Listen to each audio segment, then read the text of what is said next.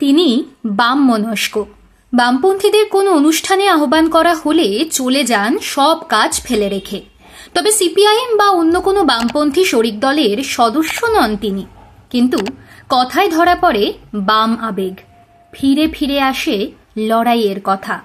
সম্প্রতি সুকান্ত ভট্টাচার্যের জন্ম শতবার্ষিকী উপলক্ষে ডিওয়াইএফআই এবং এসএফআই এর যৌথ উদ্যোগে যে ছাত্র উৎসব চলছে, সেখানে অতিথি হিসেবে যান মানসী।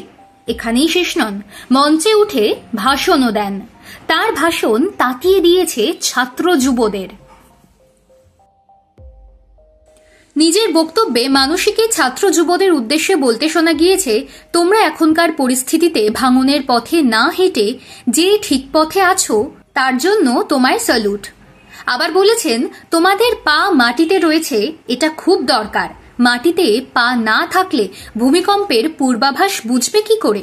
বক্তব্যের শেষে সোচ্চারে লাল সালাম বলতেও দ্বিধা করেননি মানসী।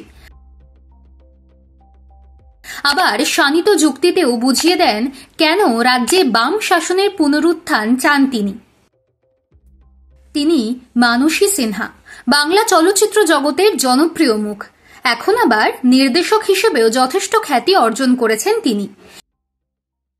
এসবের পাশাপাশি মানসী সিনহার যে পশ্চিমবঙ্গের নাগরিক হিসেবে একটা রাজনৈতিক সচেতনতা রয়েছে তা গোপন করেন না। তাই রেভলিউশন বেঙ্গল নামে একটি চ্যানেলকে সাক্ষাৎকার দিতে গিয়ে বলেছেন, তৃণমূলকে সহ্য হচ্ছে না, বিজেপি স্বপ্নেও নেই, এদের বাইরে কারা আছে? সেই বামফ্রন্ট। অতএব আগামী দিনে বাংলার ক্ষমতায় তাদেরই দেখতে চাই। শুধু নিজের কথা নয়, আসন্ন বিধানসভা ভোট নিয়ে এক বিশেষ আহ্বানও জানিয়েছেন সিনেমা, সিরিয়াল, থিয়েটারে সাড়া ফেলে দেওয়া অভিনেত্রী। তার বক্তব্য, যারা আমাদের বয়সী তাদের বলবো, ভোটটা শুধু নিজের কথা ভেবে দেবেন না, দেবেন আগামী প্রজন্মের কথা ভেবে।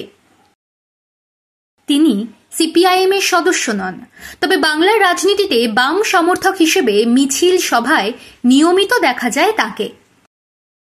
পরোক্ষে সেই জন্যই অভিনেত্রী হিসেবে এখন আর তেমন কাজ পান না বলেই ইঙ্গিত মানসীর। নাম না করে শাসক দলের দিকেই তীর ছুঁড়েছেন। তবে দৃপ্ত গলায় বলে দেন, তার কোনো ভয় নেই, কোনো ব্যক্তিকেই ভয় পান না তিনি। বলছেন, ভয় পাবো কেন? অভিনয় জানি আমি, দরকার পড়লে অভিনয় শেখাবো। রান্না জানি, দরকার হলে রান্নার কাজও করতে পারি। আনুষ্ঠানিকভাবে সিপিআইএম এর হাত না ধরলেও বামপন্থী তিনি, এ নিয়ে কোনো সন্দেহ নেই। শূন্যতার দিনগুলোতে লাল ঝান্ডাতে ভরসা রাখা যে গুটি কতক মানুষ রয়েছেন, তাদের মধ্যে উজ্জ্বলতম উপস্থিতি রাখেন সর্বদা। সব মিলিয়ে সাম্প্রতিক পরিস্থিতি সিপিআইএম বা বামফ্রন্টের কোনো দলের সক্রিয় সদস্য না হয়েও যেন লাল ঝান্ডার লড়াইয়ের জ্বলন্ত প্রতীক হয়ে উঠছেন মানসী সিনহা।